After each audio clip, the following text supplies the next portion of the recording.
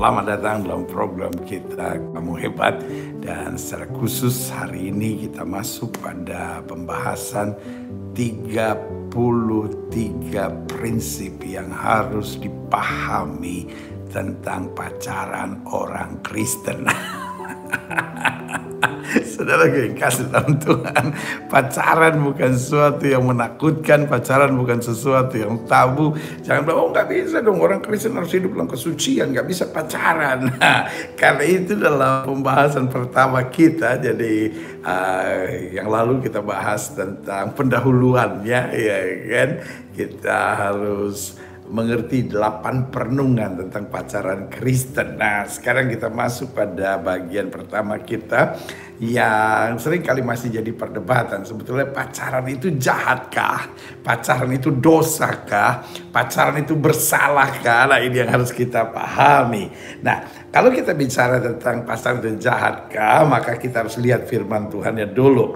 Matius 1 ayat 18, kelahiran Yesus Kristus adalah seperti berikut. Pada waktu Maria, ibunya bertunangan dengan Yusuf. Siapa Maria?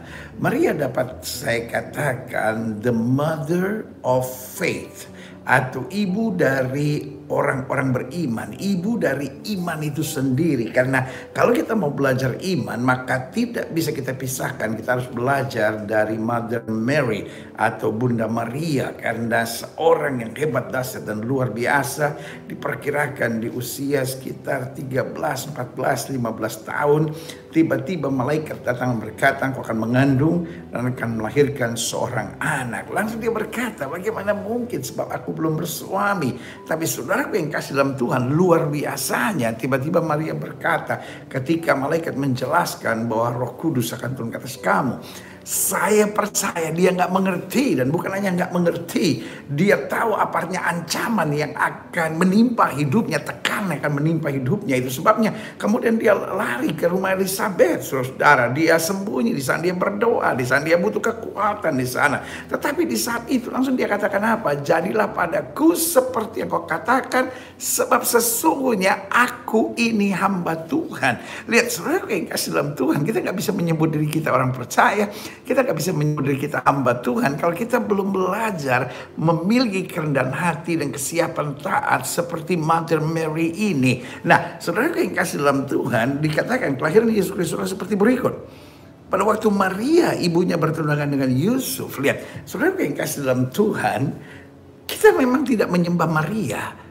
Tetapi saudara yang kasih dalam Tuhan, kita belajar banyak dari Maria. Dan selalu saya bilang, setiap hamba Tuhan, setiap orang percaya, dia harus meneladani Mother Mary atau Bunda Maria, saudara-saudara. Karena sungguh sangat luar biasa imannya. Tetapi di sini kita lihat, dia bertunangan dengan Yusuf. Nah, tunangan kan gak bisa sekedar kenalan, yuk tunangan gitu. Pasti ada prosesnya, proses pendekatannya. Nah, inilah yang disebut zaman sekarang pacaran atau dating. Ya kan, ngedate.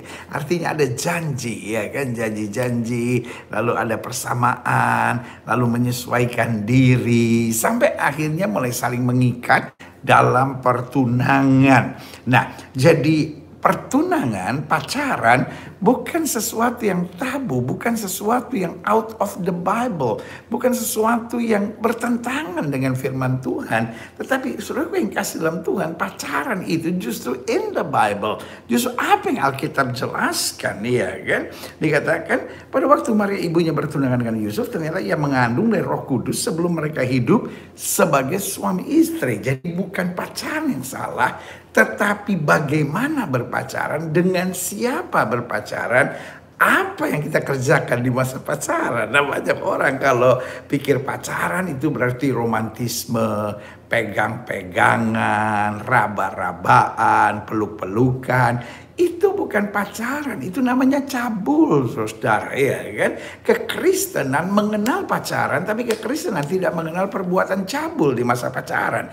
Kekristenan mengenal betul bahwa pacaran itu berarti mempersiapkan diri untuk menuju pernikahan. Lalu pacaran itu berarti saling memahami satu sama lainnya.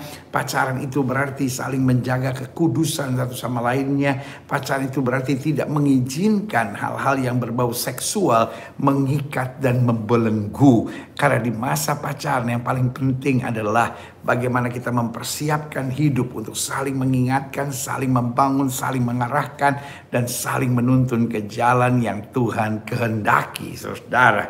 Nah, selanjutnya kita pelajari. Jadi ingat ya, bukan pacarnya salah, tetapi kapannya, sama siapanya, apa yang dikerjakan di masa pacaran, itu yang menentukan apakah pacaran kita sehat atau tidak sehat, apakah pacaran kita jahat atau tidak jahat, saudara. Jadi sekali lagi, bukan pacaran yang salah, tetapi seringkali keputusan-keputusan salah dalam menentukan pasangan teman hidup, cara berpacaran yang keliru, waktu yang tidak tepat untuk berpacaran. Nah iya kan, loh kalau baru SD udah pacaran, ini kan parah. Karena kita harus kembali pada definisi pacaran. Apa itu pacaran? Yaitu masa perkenalan untuk mempersiapkan diri menuju pada pernikahan. Berarti orang yang berpacaran adalah orang yang sudah berpikir, sudah menyiapkan diri untuk pernikahan, saudara ya.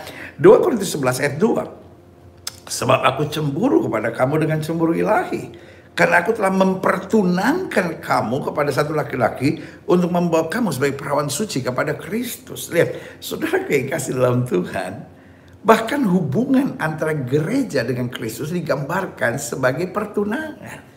Nah saudara yang kasih dalam Tuhan, kalau pacaran adalah sesuatu yang najis, kalau pacaran adalah sesuatu yang jahat, kalau pacaran adalah sesuatu yang tidak Kristus kehendaki, maka istilah ini tidak akan dipakai untuk menggambarkan hubungan yang akrab, hubungan yang manis, hubungan yang dekat, hubungan yang lekat, hubungan yang akrab antara Kristus dengan gerejanya. Jadi jelas di sini kita bisa ambil kesimpulan bahwa bukan pacaran itu jahat, bukan pacaran itu tabu, bukan pacaran itu najis, bukan pacaran sesuatu yang ditolak oleh Alkitab, tetapi dengan siapanya, kapannya, apa yang dikerjakan di masa pacaran, ini yang sangat menentukan. Itu sebabnya dalam program kita membahas tentang 33 prinsip yang harus dipahami tentang pacaran orang Kristen. Kita mau membongkar semuanya ini. Sehingga dalam berpacaran, kita tetap menjaga kekudusan, kita menjaga kebenaran, kita menjaga kesakralan pacaran itu. Sehingga kita dapat menuju kepada mahligai rumah tangga yang buat sebagian orang didahului dulu dengan pertunangan atau martupol buat sebagian orang, atau buat sebagian orang lagi nggak usah itu pertunangan ya kan, langsung saja menuju mahligai rumah tangga. Tetapi bagi saya jelas bahwa pacaran adalah fondasi dari rumah tangga. Itu sebabnya di akhir zaman iblis mau menyerang masa pacaran ya kan, sehingga ada yang masa pacaran terlalu singkat, ada yang masa pacaran terlalu lama, ada yang masa pacarannya keliru, ada yang masa pacarannya berzina, ada yang masa pacarannya memaksakan kehendak ya kan. Jadi saudara yang kasih dalam Tuhan, ketika iblis berhasil merusak masa pacaran dari orang-orang muda, berarti 90% iblis sudah menang untuk siap menghancurkan keluarga tersebut. Nah, itu sebabnya saya berharap bahwa program ini akan menolong setiap saudara untuk bertumbuh dalam terang Tuhan, untuk mengerti, khususnya anak remaja, anak muda, atau saudara hamba Tuhan dapat mengarahkan orang-orang muda saudara, atau kalau orang tua dapat mengarahkan kepada anak-anaknya. Bahkan kalau saudara juga sudah dewasa muda, dapat mengarahkan adik-adiknya, dapat mengarahkan komunitasnya untuk menyadari bahwa masa pacaran itu penting. Bahkan kalau saudara pernah gagal di masa pacaran saudara, ini menjadi pelajaran untuk saudara bisa share kepada orang lain betapa sakitnya kegagalan di masa pacaran dan harus memahami terang firman Tuhan yang sejati.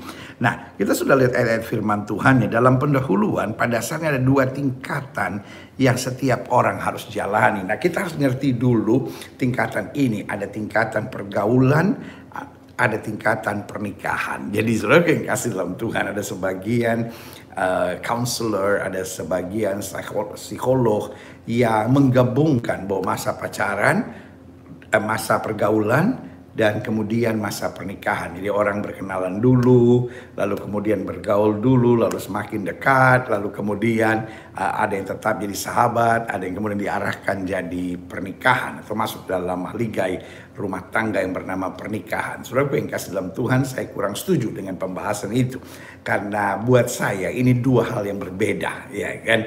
Yang pertama adalah masa pergaulan, dan masa pergaulan itu ujungnya adalah membangun komunitas yang sehat.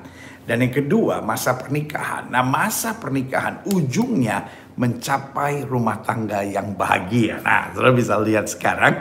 Jadi masa kehidupan ini ada dua tingkatan yang setiap orang harus jalani, yaitu pergaulan dan pernikahan. Memang ada orang-orang yang tidak menikah karena dua hal. Yang pertama karena memang memilih untuk tidak menikah, atau yang kedua pengen menikah tapi belum mendapatkannya. Nah, ini yang makanya saya pisahkan antara kata single sama jomblo. Single itu adalah pilihan, jomblo itu nasib.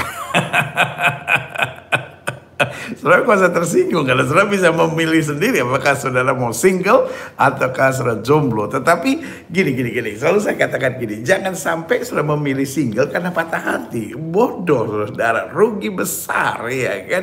Jadi setiap kali saya pacaran sama orang selalu saya dikhianati, selalu saya disakiti. Berarti semua laki-laki penjahat, semua wanita hanya diciptakan untuk menyakiti hati laki-laki. Lalu saudara kasih dalam Tuhan, ini saya bilang cemen banget, tahu cemen, cepat menyerah, ya kan. Jadi ingat bahwa Roma 8 ayat 28, Allah turut bekerja dalam segala perkara untuk mendatangkan kebaikan bagi setiap orang yang mengasihi Dia. Haleluya. Nah, kita mulai pada tingkatan yang bernama pergaulan dulu. Jadi pergaulan dimulai dari perkenalan, ya kan? Kita kan nggak mungkin langsung bergaul sama orang yang belum kita kenal. Jadi dari nggak kenal akhirnya mulai perkenalan. Perkenalan ini bisa melalui media sosial misalnya, tapi hati-hati, ya kan? Dan itu peringatan saya, hati-hati, saudara, karena media sosial banyak editnya.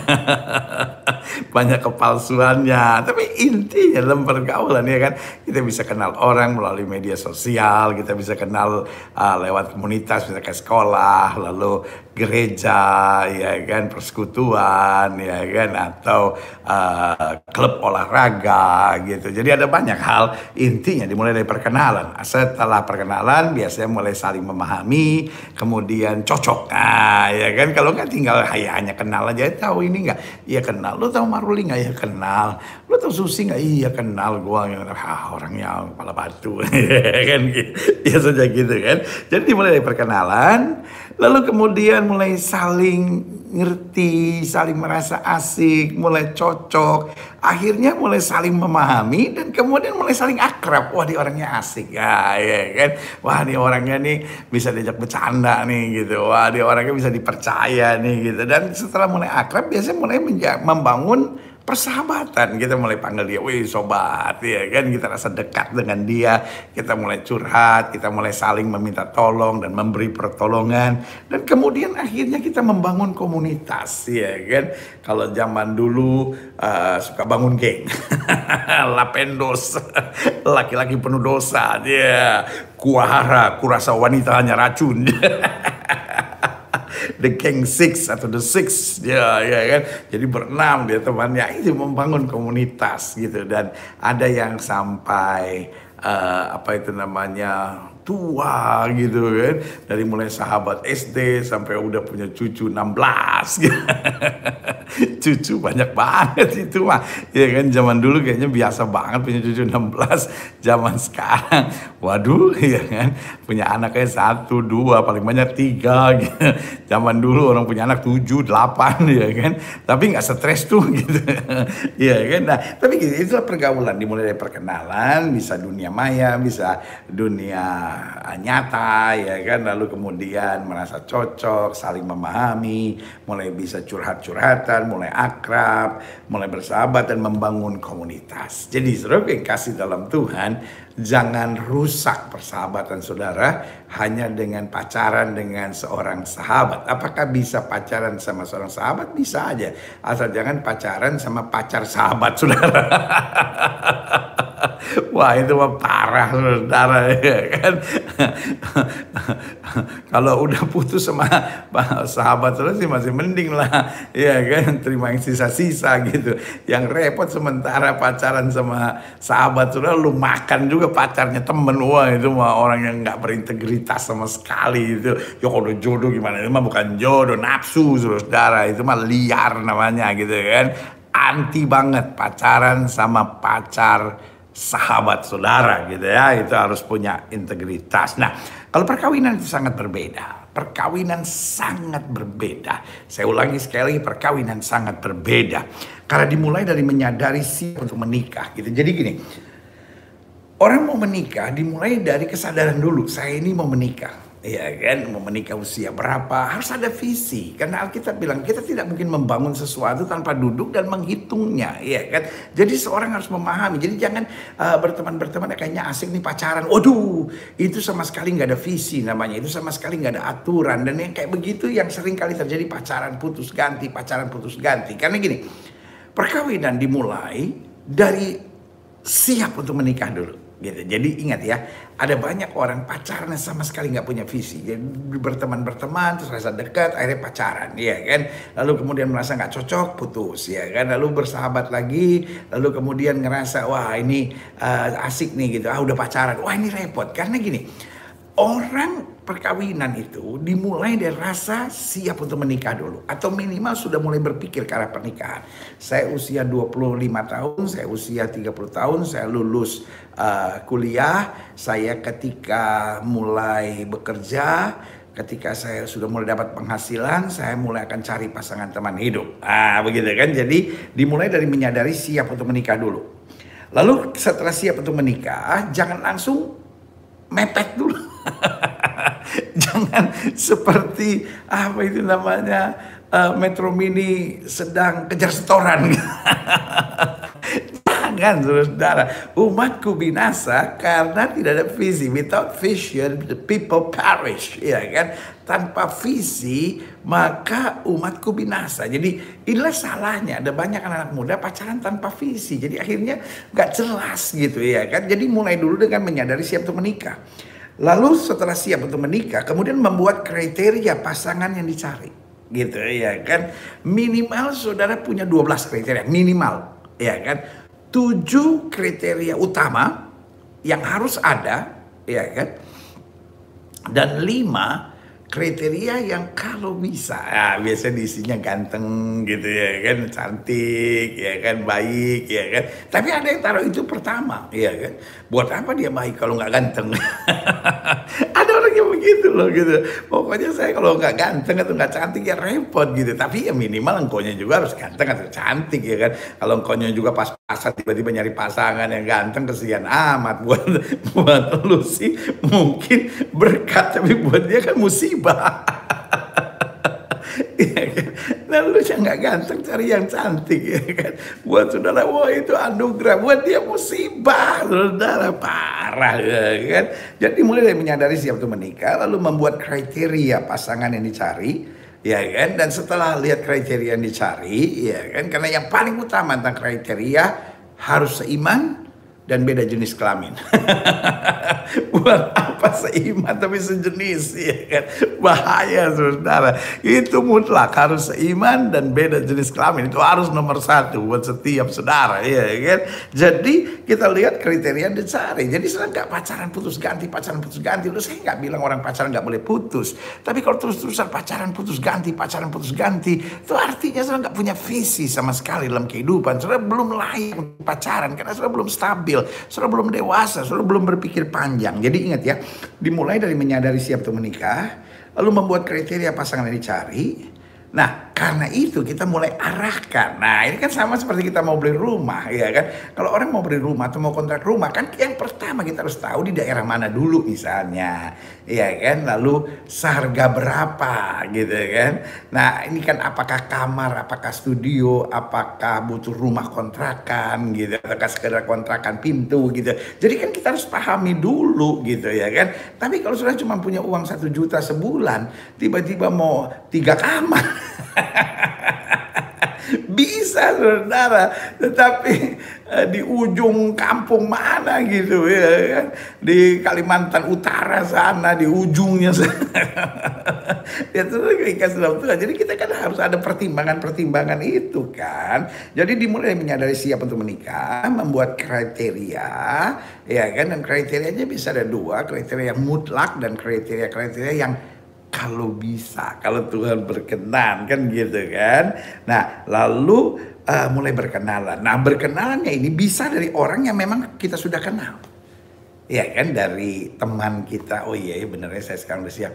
Teman saya mana ya yang baik misalnya, yang cocok sama saya gitu. Jadi jangan dari masa perkenalan langsung kita switch. No, dari masa kita memahami dulu, kita punya kriteria dulu, baru kita mulai cari. Bisa dari orang yang kita kenal atau sahabat kita, atau bisa juga dari tidak kita kenal. Tidak kita kenal ini bisa juga dari dunia maya, ya kan, sekarang ada apps-apps tertentu. Tetapi tetap hati-hati, sangat hati-hati, karena ada banyak tipu muslihat juga di dalamnya, ya kan.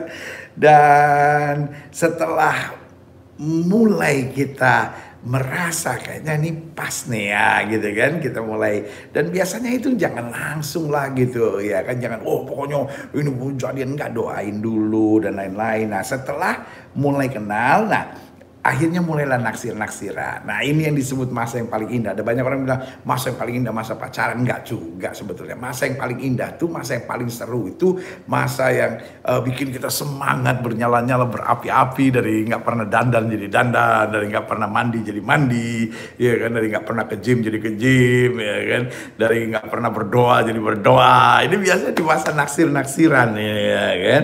Dan masa naksir-naksiran ini jangan buru-buru juga gitu. Luangkan waktulah 3, 5, 6 bulan gitu ya kan, sampai 7, 8 bulan. Ini hal-hal yang paling bagus. Saya bersama dengan istri saya waktu SMA, kita mulai naksir-naksiran ya kan, karena mungkin sudah menatap saya dan berkata, loh pendeta kenapa udah siap menikah dari SMA? Loh bukan, masalahnya saya sudah siap mau jadi pendeta ya kan, dan saya nggak mau ketika saya sudah mulai melayani lalu mulai cari-cari gitu, waduh itu jelek banget gitu. Jadi dari masa SMA itu saya pikir adalah bagus untuk saya sudah punya kekasih, sehingga waktu saya sekolah teologi dan saya melayani, saya sudah didampingi oleh seorang yang tepat, dia mengerti perjuangan seorang hamba Tuhan dari bawah, dan thank God gitu. Saya akhirnya bersama dengan istri kuliah bersama di sekolah teologi. Istri saya memahami perjuangan seorang hamba Tuhan, sehingga kalau kita ada sebagaimana kita ada sampai sekarang, kita dapat bersatu dalam kasih Tuhan. Itu karena visi yang memang kita bangun dari awal, saudara-saudara, iya kan. Jadi setelah naksir-naksiran, mulai yang disebut penjajakan, atau bahasa anak muda bilang PDKT. Orang pendek jangan dipanggil KT. Ya kan, PDKT ya kan, pendekatan ya kan, mulai kenal-kenal lainnya. Lalu kemudian setelah PDKT dan kita merasa oke, disitulah awal jadian. Jangan kenal dikit langsung nembak ya kan, karena yang dari Tuhan gak kemana-mana deh, pasti Tuhan sudah persiapkan bagimu. Dan kalau tiba-tiba hilang, jangan sesali, berarti itu bukan dari Tuhan. Karena yang dari Tuhan pasti akan hadir dalam kehidupanmu sejauh engkau melakukan langkah-langkah yang tepat ya. Setelah awal jadian, baru fase selanjutnya adalah fase jadian, lalu kemudian saling memahami gitu. Dan setelah pacaran mungkin 2-3 tahun gitu, menuju tahun keempat, lalu mulai siap-siap untuk persiapan tunangan, dan udah mulai banyak bicara tentang pernikahan, keluarga juga sudah saling kenal. Nah disitulah mulai ada keterbukaan. Mungkin ada yang pernah melakukan hubungan seks sebelum nikah misalnya gitu ya kan, atau pernah hamil di luar nikah, pernah terikat dengan narkoba, pernah ada tindakan-tindakan kriminal ya kan, pernah pacaran sama siapa aja gitu, dosa apa. Nah itu mulai terbuka sama sekali, karena untuk menikah syaratnya jelas, keduanya telanjang dan tidak merasa malu. Lalu ada yang bilang begini, waduh nanti kalau saya terbuka dengan hal ini, ya kan, saya dulu pernah melakukan hubungan seks, saya dulu pernah hamil di luar nikah, saya pernah menghamili orang, saya pernah punya anak di luar, nanti kalau ketahuan sama pasangan saya putus gimana? Bagus, artinya dia bukan dari Tuhan. Karena yang dari Tuhan bagimu akan siap menerimamu apa adanya. Saya tidak bilang dia pasti happy, ya kan, pasti down juga gitu.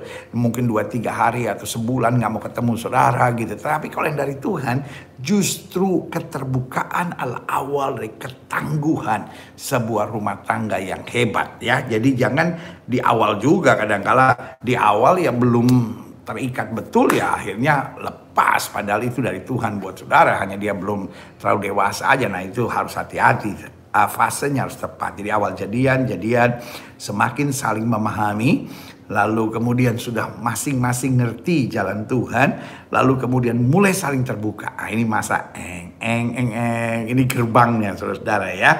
Nah setelah saling terbuka, bisa memahami, bisa menerima, bisa terbuka dengan kasih Tuhan, dan bisa betul-betul saling melengkapi, mulai pada persiapan tunangan. Setelah persiapan tunangan mungkin ini 3-6 bulan, lalu kemudian tentukan tunangan, dan biasa di hari tunangan sudah menentukan tanggal atau persiapan untuk pernikahan. Dan ini bukan berarti semuanya pasti lancar ya kan, pasti tetap ada masalah, tetapi basic yang kuat, fondasi yang kuat akan menuntun saudara untuk dapat menyelesaikan persoalan-persoalan yang sulit sekalipun. Nah, jadi kita simpulkan, definisi pacaran adalah masa perkenalan dan persiapan untuk menuju pernikahan. Jadi orang yang berpacaran adalah orang yang nggak sedang main-main.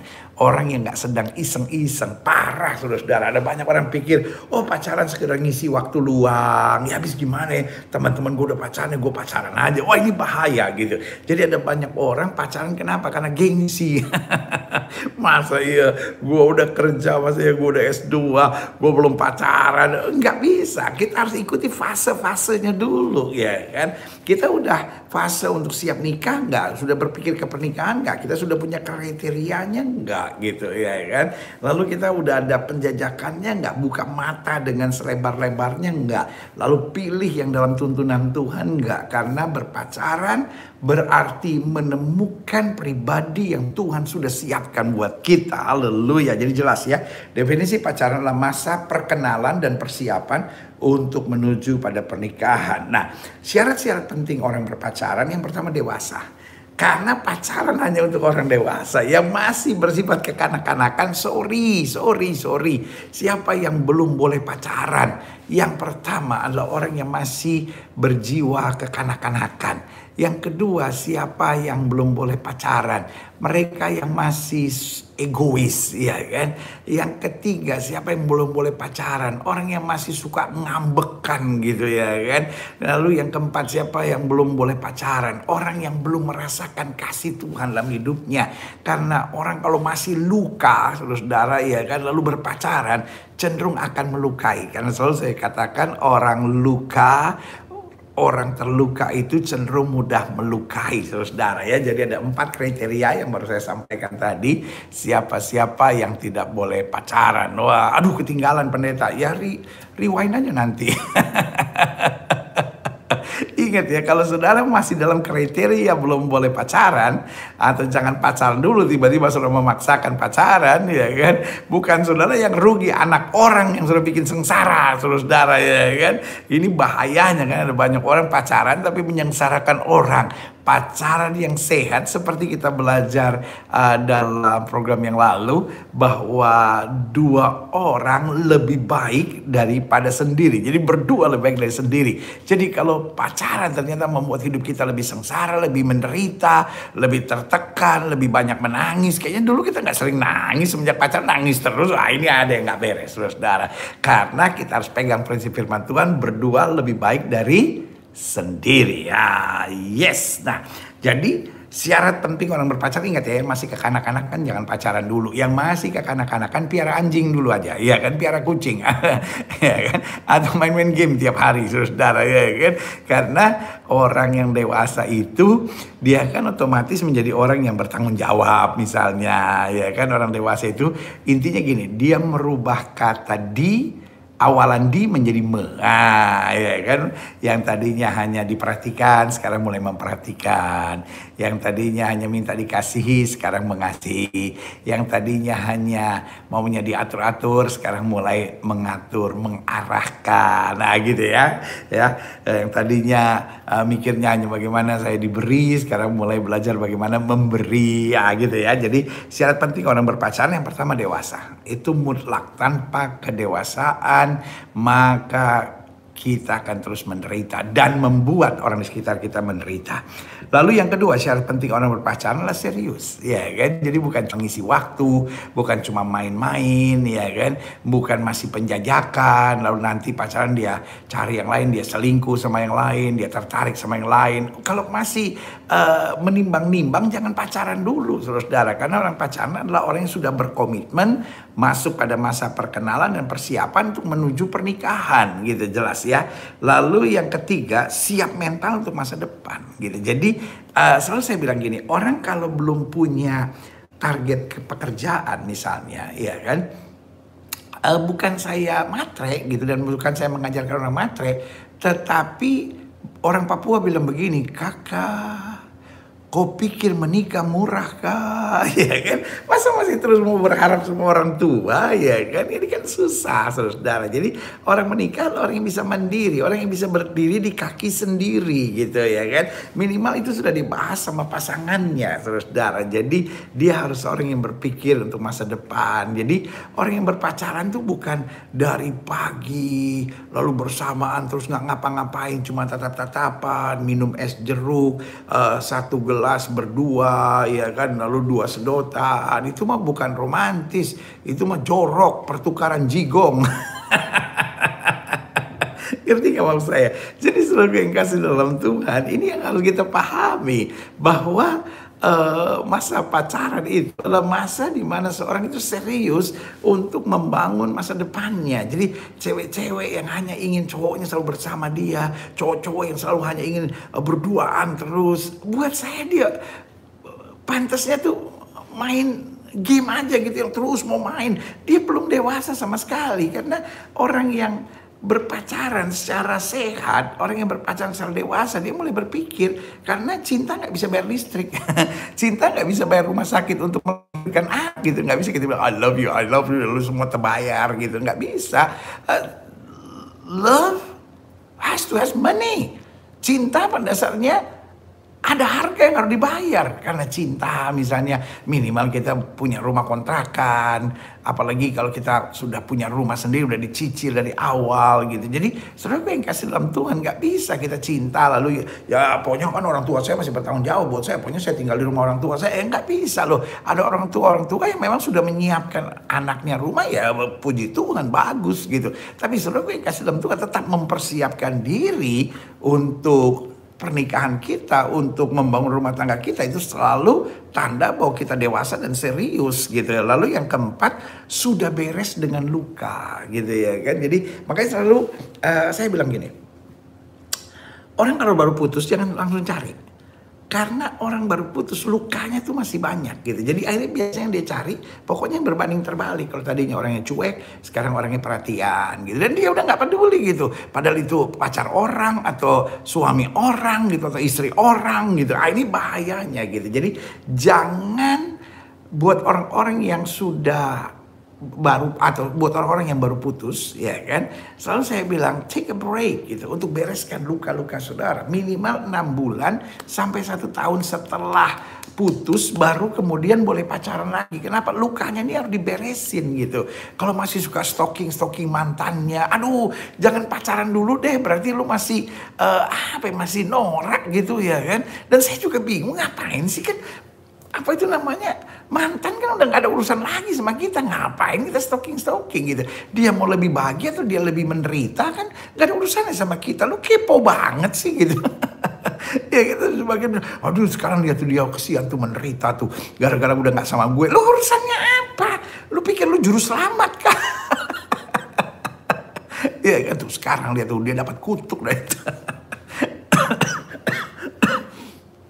Atau sebaliknya, aduh kenapa ya kok mantan gue bisa lebih bahagia sekarang ya. Oh dia juga maksain, pokoknya saya harus dapat yang kaya. Aduh saudara yang kasih dalam Tuhan, gak usah gitu-gitu amat kali. Setiap orang ada tuntunan Tuhan, setiap orang ada rencana Tuhannya. Dan everyone is different, but everyone is important. Setiap orang boleh berbeda-beda, tapi setiap orang khusus di hadapan Tuhan. Haleluya.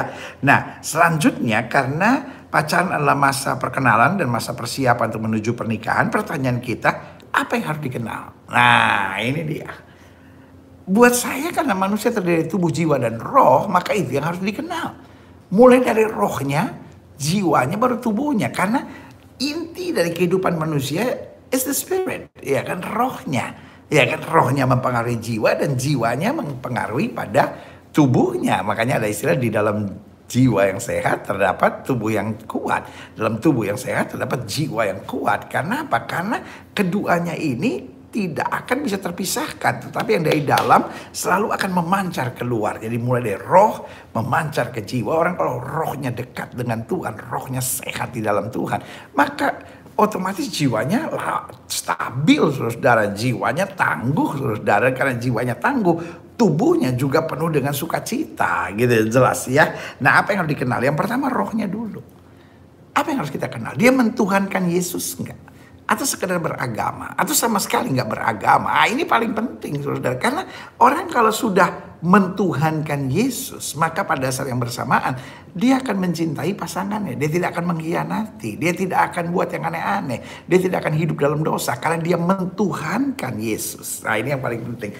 Ada banyak orang yang tanya sama saya misalnya gini, Om Gilbert, boleh nggak saya ini Katolik pacaran sama orang Protestan, saya ini orang HKBP, boleh nggak pacaran sama orang Pantekosta gitu. Nah, saudara yang kasih dalam Tuhan, kita bukan soal agamanya. Ada banyak orang yang gereja karismatik tapi masih pegang jimat, masih percaya dukun, masih minum mabuk, masih judi, LGBT lagi. Ini kan repot. Tapi kalau sudah mentuhankan Yesus, ini kan beda. Yesus yang ngatur, Yesus yang kepala. Dan kalau Yesus yang atur, maka rumah tangga kita itu luar biasa ya. Jadi rohnya, satu, mentuhankan Yesusnya. Lalu yang kedua, imannya bagaimana? Ya kan? Apakah dia seorang yang khawatir? Apakah dia seorang yang gampang stres gitu? Ataukah dia hidup dalam iman? Karena kalau dia hidup dalam iman, rumah tangga akan mantap, saudara. Jadi masa pacaran, masa untuk mengarahkan pada mentuhankan Yesus, lalu menyetarakan iman supaya kita betul-betul hidup dalam iman, ya kan? Karena seorang menikah itu untuk berapa lama sih? Kan hanya maut yang bisa memisahkan. Berarti seumur hidup. Berarti kalau sudah pacaran mulai dari umur 25 tahun gitu, berarti sudah akan bersama minimal 60 tahun, saudara, ya kan? Nah, kalau nggak ada iman, yang ada kekhawatiran, ya gimana bisa bahagia, ya kan? Selanjutnya, apakah masih ada hubungan dengan kuasa-kuasa kegelapan? Masih ada ikatan-ikatan dosa, ya kan? Masih suka baca-bacaan cabul, masih terikat dengan rokok, misalnya terikat dengan judi, terikat dengan pinjaman-pinjaman online, lalu orangnya rakus, orangnya serakah. Nah, ini kan kita harus pahami dulu supaya kita bisa sama-sama berdoa. Makanya selalu saya bilang, pacaran itu setiap pulang itu harus doa bersama, saudara. Biasakan di masa pacaran Alkitab, doa, ya kan, menjadi bagian yang paling utama. Jadi kita nggak dekat dengan dosa, nggak dekat dengan perzinahan, nggak dekat dengan rancangan-rancangan setan gitu, ya kan. Lalu mulai sharing tentang itu, urusan dengan dukun, kuasa kegelapan, leluhur orang mati, pandangan-pandangan tentang misbelief atau apa itu namanya, dongeng-dongeng, tahayul-tahayul. Jangan sampai kekasih saudara masih orang yang percaya Gemini girl, ya elah, Aries boy, Sagittarius, ya elah. Wah, ini repot saudara. Berarti dia masih percayanya pada kuasa-kuasa gelap, ramalan-ramalan nasib. Ini kan repot saudara ya. Lalu selanjutnya masih ada ikatan-ikatan yang membelenggu enggak gitu. Nah, kalau ini kan mesti diberesin dulu. Kalau perlu konseling sama hamba Tuhan, sama kakak-kakak mentor rohani gitu kan. Lalu jiwanya, dia stabil nggak orangnya? Apa dia orang yang labil? Waduh, kalau pacarnya udah labil apalagi menikah, ini kan repot, ya kan? Apakah dia orangnya panikan? Nah, apakah dia belajar berserah sama Tuhan? Nah, ini kan mesti saling mengisi, mengingatkan ya. Orangnya bisa ditegur nggak? Orangnya bisa dinasihatin nggak? Orangnya bisa diajak diskusi nggak? Atau apa-apa debat, apa-apa emosi gitu. Lalu emosinya bagaimana? Kalau dia marah gitu ya kan? Apakah dia bentak, dia maki, dia teriak, dia nggak peduli mau di tempat umum kayak apa? Waduh, yang kayak begini repot saudara. Dia kalau marah banting handphone, tendang barang. Habis itu dia minta maaf, cium-cium kaki. Waduh, bahaya saudara. Ini nih hal-hal begini nih yang harus kita kenal gitu. Dan kalau dia orangnya begitu, bisa dilepaskan nggak, bisa diarahkan nggak, bisa diingetin nggak gitu. Kira-kira apa yang memicu dia menjadi sedemikian. Nah ini kan kita perlu kenal gitu. Nah kita mampu nggak? Kalau kita nggak mampu, waduh, tiba-tiba baru nikah sebulan, kaca-kaca pada pecah, TV hancur. Wah ini repot gitu ya kan. Lalu kesiapan minta maafnya gimana? Dan kalau dia udah minta maaf, dia ulangin lagi nggak gitu ya kan. Dia nyesel, dia bertobat, dia robah nggak kelakuannya. Nah, ini kan hal-hal yang paling penting. Jadi masa pacaran tuh selalu saya bilang bukan masa romantisnya. Karena romantis kadang-kala justru menutupi akal sehat. Justru masa-masa pengenalan ini yang paling penting. Lalu fisiknya, ini repot. Jangan sudah pikir kalau saya ngomong fisik berarti raba-rabaan, ya kan, pegang-pegangan. Toh kita kan udah pacaran setahun, pendeta nih kayaknya kita juga udah ngomong tentang pertunangan. Jadi bolehlah gitu saling pegang-pegangan, ya kan. Wah ini bahaya. Jangan pernah pacaran di tempat sepi berdua di mana dapat lanjut untuk melakukan hal-hal yang najis. Kenapa? Iblis senang orang pacaran di tempat yang sepi berduaan sehingga tangan bisa meraba-raba. Dan yang cewek-cewek saya mau kasih tahu, jangan goblok. Jangan goblok saudara, jangan mau. Kalau pacar sudah belum apa-apa udah pegang sana pegang sini, oh itu pacar najis itu saudara. Itu bukan dari Tuhan, itu dari setan saudara. Karena otaknya udah cabul gitu ya kan. Mungkin dia kebanyakan bacaan cabul, udah terbiasa dengan onani dan masturbasi, dan engkau akan diperalat kemudian. Ini bahaya saudara. Jadi wanita harus cegah dirimu dengan baik. Dan jangan kegatelan gitu, jangan merasa ya habis gimana nih pendetanya dia hangat bener ciumannya. Wah itu bodoh sekali saudara, itu bodoh sekali. Karena akhirnya akal sehat saudara akan hilang dan akhirnya saudara terjerembab jatuh. Dan ingat ujung-ujungnya yang paling menderita tetap wanita saudara. Jadi jangan bodoh. Pertahankan kesucian saudara. Dan kalaupun saudara pernah gagal di masa lalu, jangan pikir ya sudah tanggung sih. Itu namanya bodoh saudara. Engkau pernah jatuh tapi tidak harus tergeletak terus menerus. Engkau pernah jatuh tapi bangkitkan dirimu. Karena pria akan menghargai wanita-wanita yang bisa menghargai dirinya sendiri. Karena ingat ada prinsip dari pria-pria bodoh, pria-pria jahanam, pria-pria keji. Dia akan memberikan cinta untuk mendapatkan seks. Dan wanita-wanita bodoh akan memberikan seks untuk mendapatkan cinta. Saudara yang kasih dalam Tuhan, di mana ada pelanggaran terhadap firman Tuhan, ujung-ujungnya yang ada adalah penderitaan, kesengsaraan. Pada pria-pria saya mau bilang, jangan jadi pria-pria yang biadab. Jangan jadi pria-pria yang keji.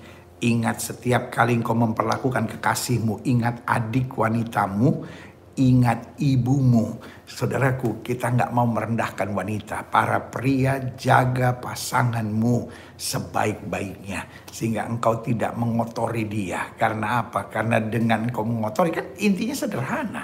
Iya kan? Kalaupun jadian juga, kenapa engkau harus mengotori dia waktu masuk di altar pernikahan?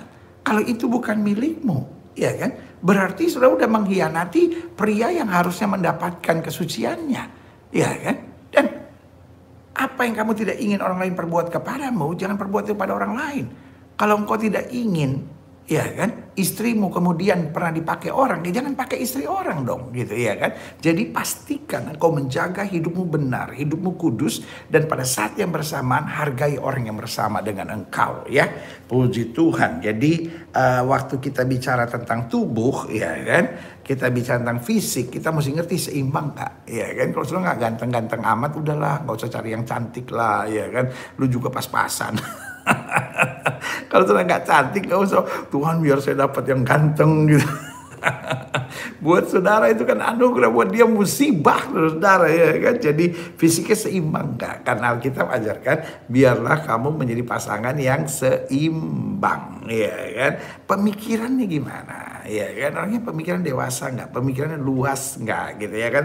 Jadi secara fisik, secara tubuh kita harus mengerti itu, perkataannya gimana, nyakitin nggak, orangnya ngomongnya seperlunya aja nggak gitu, atau orangnya cerewet banget nggak, nah gitu. Jadi di masa pacaran itu masa adjusting gitu ya kan, kalau ini kekurangannya maka ini harus jadi kelebihan kita, kalau ini kelebihannya mungkin kita bisa menghargai, bisa mengarahkan, karena seorang pacaran dia harus ngerti what do I know, what I don't know. Saya harus tahu, I should know what I do know, I should know what I don't know. Saya harus tahu apa yang saya tahu, saya harus tahu apa yang saya tidak tahu. Saya harus tahu apa yang saya bisa, saya harus tahu apa yang saya tidak bisa.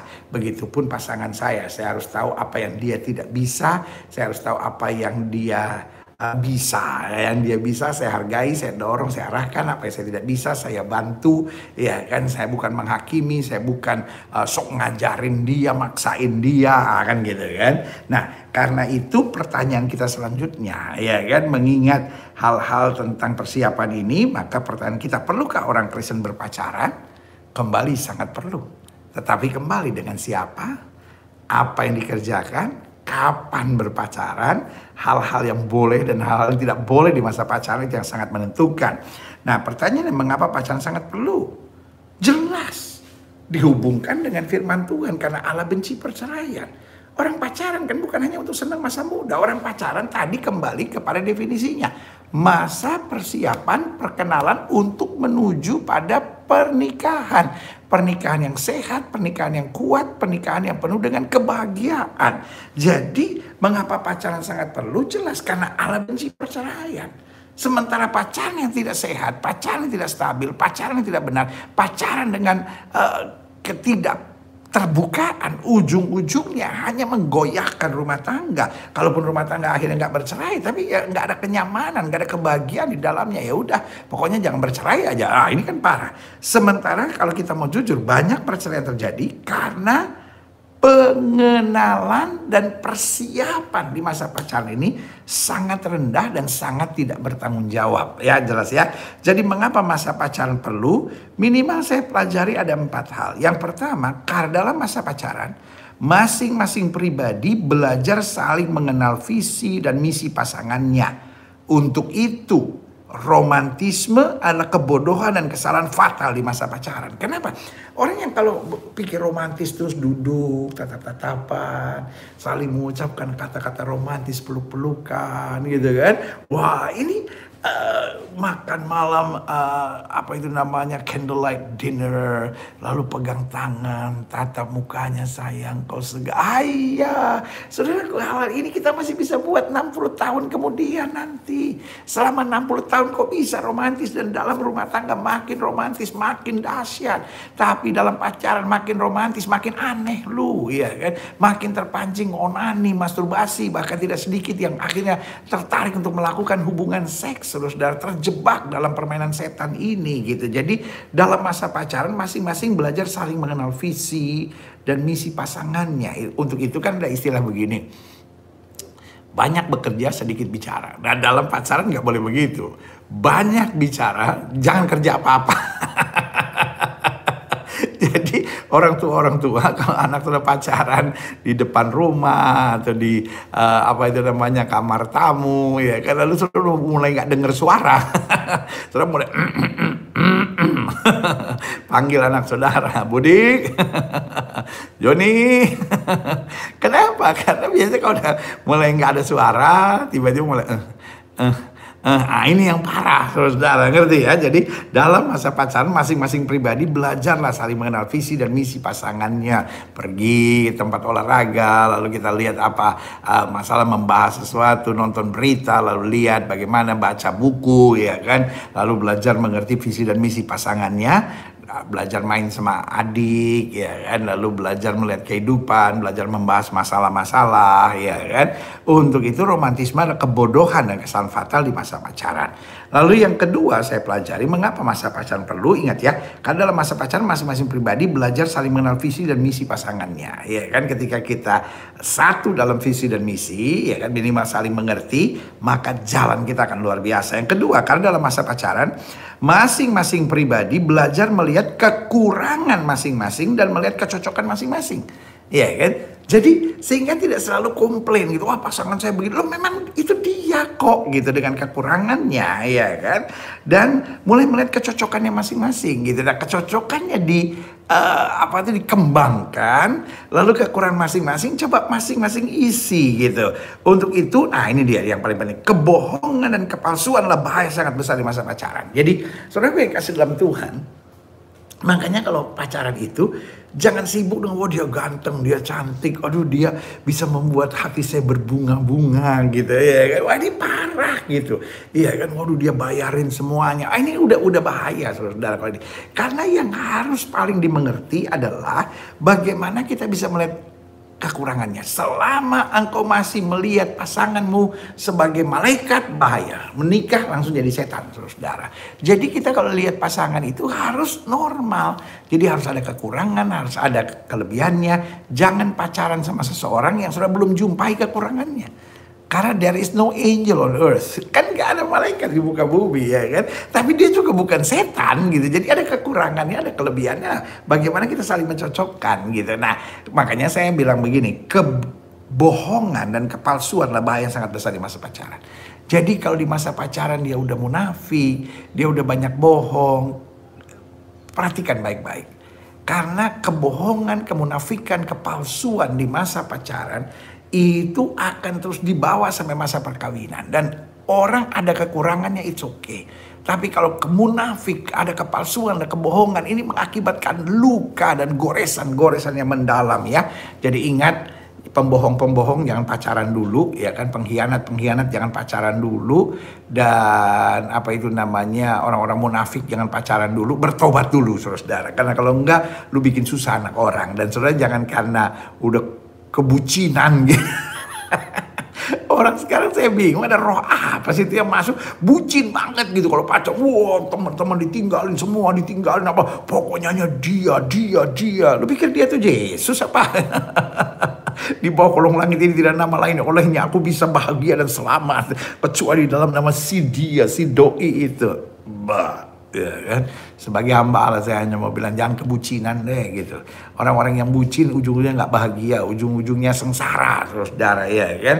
Yang paling penting jangan bohong, jangan hidup dalam kepalsuan, jangan munafik, karena itu bahaya yang sangat besar di masa pacaran ya. Jadi buat saudara yang dibohongin terus menerus, jangan karena kebucinan lalu tetap dipertahankan, ujung-ujungnya nggak akan kuat. Karena apapun yang dibangun dari kepalsuan, ujung-ujungnya hanya kehancuran. Lalu yang ketiga, mengapa pacaran itu perlu? Karena dalam masa pacaran masing-masing pribadi belajar melihat kekurangan masing-masing dan melihat kecocokannya. Untuk itu kebohongan dan kepalsuan adalah bahaya sangat besar di masa pacaran. Yang ketiga, mengapa pacaran itu perlu? Karena dalam masa pacaran masing-masing pribadi belajar menyelesaikan konflik-konflik yang timbul dengan dewasa dan mengkomunikasikan semuanya dengan tenang dan dewasa. Untuk itu kekerasan dan menutupi masalah akan menjadi pemicu masalah serius di kemudian hari. Ada banyak orang yang gak suka facing problem gitu. Ada orang-orang yang selalu escape from the problem gitu. Jadi melarikan dia, udah diemin aja deh gitu. Aduh kita putus deh gitu. Nanti seminggu kemudian balikan lagi. Pas mau bahas masalah nggak mau bahas masalah. Kalau nggak kita putus. Nah ini bahaya. Terus jadi masalah ditutup-tutupin gitu. Apapun yang ditutup-tutupin ujung-ujungnya dibau bangke yang busuk saudara. Jadi ingat, problem is normal gitu. Tapi kita udah sepakat. Satu, jangan ribut depan orang, ya kan. Yang kedua, never raise up your volume but strengthen your argument. Jangan teriak suaranya, jangan kencengin suara, tapi argumentasinya nih yang harus dikuatkan. Ini loh sayang, kenapa begini, maksud aku kan begini sayang, ya kan. Jadi ingat, yang pertama jangan ribut depan orang. Yang kedua jangan biasakan kerasin suara. Yang ketiga jangan selesaikan dengan debat, tapi selesaikan dengan diskusi. Apa itu bedanya debat sama diskusi? Debat itu pokoknya cari siapa yang menang. Diskusi itu cari apa yang terbaik dan pemahaman buat kita gitu ya. Jadi 3 ini minimal prinsip. Lalu yang keempat, jangan menyerang secara pribadi. Kamu tuh dasarnya orang kepala batu. Kamu tuh gitu. Jangan nyerang pribadi, tetapi selesaikan masalahnya. Kasihi pasangan kitanya. Buat setiap orang di tengah masalahnya berharga. Dan yang kelima, sedapat mungkin Jangan ucapkan kata putus. Putus bukan tekanan, ancaman untuk pasangan kita. Dan ketika dengar putus, sorry, ya udah aku salah deh kalau begitu. No. Putus itu harus menjadi kata terakhir ketika keduanya sepakat. Sayang, setelah kita selesaikan, rasanya kita udah banyak saling menyakiti. Dan gimana menurut kamu? Kayaknya kita memang gak cocok. Dan kalau memang gak cocok, apakah putus lebih baik? Nah gitu, jadi kata putus bukan ancaman, pokoknya kita putus. Itu jangan jadi godam untuk menekan pasangan kita, tapi biar itu menjadi kesimpulan akhir kalau memang keduanya sudah saling melukai, saling toksik, saling menyakiti, saling nggak bisa membangun lagi dan ujung-ujungnya hanya menghancurkan gitu. Jadi setelah berapa bulan nggak pernah bisa selesai masalahnya, selama berapa bulan akhirnya cuma ribut terus dan nggak ada hal-hal yang membangun, toksik banget. Itulah saatnya untuk menganggap bahwa putus adalah bagian dari solusi. Jadi ingat, putus bukan bagian dari ancaman buat pasangan. Kalau pasangan kita sebentar-bentar bilang putus, bilang sama dia, sesuai dengan imanmu jadilah padamu, kita putus. Udah titik terus, saudara. Karena kalau enggak lu diancam terus dan akhirnya engkau terus ditekan begitu ya. Jadi ingat, mengapa masa pacaran perlu? Yang pertama, karena dalam masa pacaran masing-masing pribadi belajar saling mengenal visi dan misi pasangannya. Untuk itu romantisme adalah kebodohan dan kesalahan fatal di masa pacaran. Yang kedua, karena dalam masa pacaran masing-masing pribadi belajar melihat kekurangan masing-masing dan melihat kecocokan masing-masing. Untuk itu yang namanya kebohongan, kepalsuan, kemunafikan adalah bahaya sangat besar di masa pacaran. Yang ketiga, karena masa pacaran masing-masing pribadi belajar menyelesaikan konflik-konflik yang timbul dengan dewasa dan mengkomunikasikan semuanya dengan tenang, dengan dewasa. Karena itu yang namanya kekerasan, menutupi masalah akan menjadi pemicu masalah serius di kemudian hari ya. Dan yang keempat, yang terakhir saya pelajari, karena dalam masa pacaran masing-masing pribadi belajar mengenal masing-masing keluarga untuk dapat memahami budaya dan kebiasaan masing-masing sehingga membangun pengertian yang membahagiakan masing-masing. Untuk itu menjauh dari keluarga di masa pacaran akan sangat merugikan. Ada banyak orang, kan kita belum kawin, ya udah kita berduaan aja. Ini bahaya, saudara. Kenapa?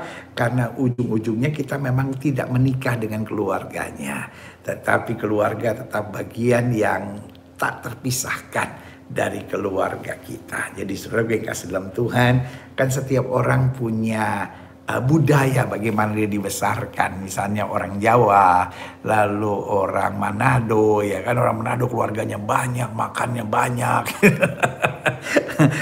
Kalau menikah sama orang Manado, kalau nggak ngerti kaget, saudara-saudaranya makannya banyak banget. Setiap kali saudaranya datang, waduh beras 1 karung habis.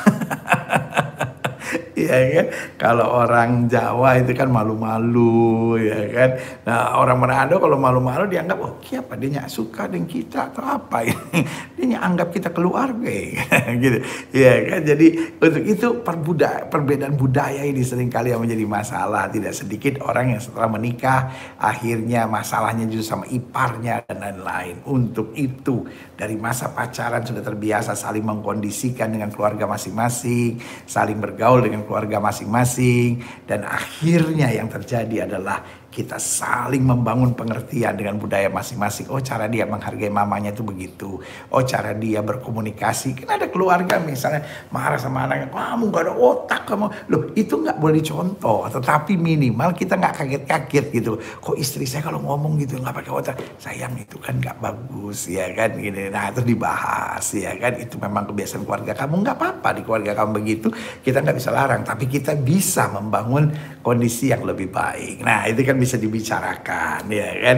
Jadi jangan kaget kalau dia keras suami kita karena memang dibiasakan keras di keluarganya gitu. Jadi akhirnya kita bisa timbul pengertian, pemahaman, dan bisa membangun keadaan yang lebih baik. Karena saudara yang kasih dalam Tuhan, senjata iblis di akhir zaman sedang diarahkan pada keluarga. Iblis pengen sekali ngancurin keluarga Kristen. Karena kalau keluarga hancur maka generasi akan hancur.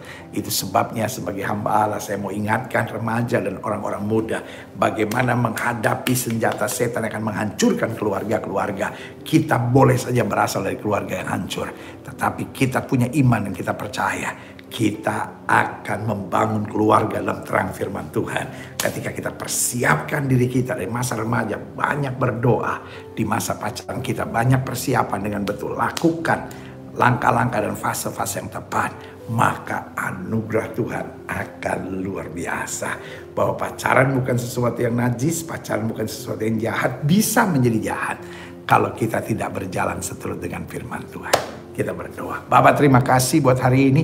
Terima kasih buat anugerah-Mu. Terima kasih buat kasih karunia-Mu. Terima kasih buat hal-hal hebat yang Tuhan terus kerjakan. Tuhan, tolong orang-orang muda, remaja-remaja, atau mereka yang sedang terluka, atau orang tua yang sedang mengharapkan tuntunan Tuhan di masa pacaran buat anak-anaknya.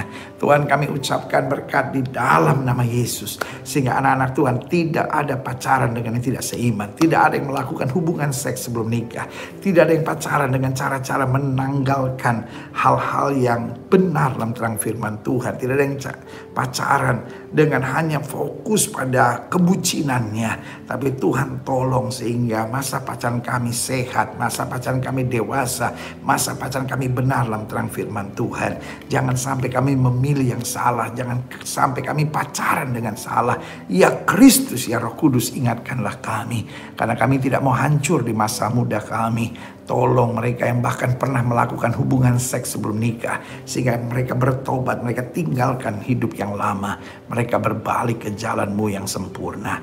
Terima kasih Tuhan, tutup bungkus adik-adik mudaku yang aku kasih dalam nama Yesus, sehingga dari masa muda mereka boleh lepas dari berbagai luka, mereka boleh lepas dari ikatan perselingkuhan, perzinahan, onani, masturbasi, bahkan ikatan-ikatan jahat lainnya, sehingga mereka diberikan jalan yang terang untuk mendapat pasangan teman hidup yang benar dan membangun hari depan yang penuh dengan kemuliaan Tuhan. Hari ini kami belajar bahwa pacaran bukan sesuatu yang najis, bukan sesuatu yang jahat, tapi bisa najis, bisa jahat kalau kami tidak berpadanan dengan Injil Kristus. Ya Roh Kudus, bimbing kami, tutup bungkus dengan darah Yesus, sehingga masa muda kami menjadi masa muda yang cemerlang dalam terang Tuhan.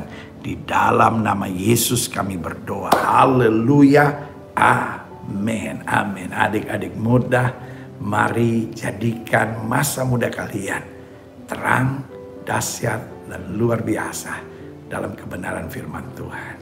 Saya Gilbert Lumindong mengingatkan buat adik-adikku yang dahsyat dan luar biasa, tetap jadikan masa muda kalian modern, keren, tetapi tetap dalam kekudusan. Karena hidup kudus itu keren. Haleluya.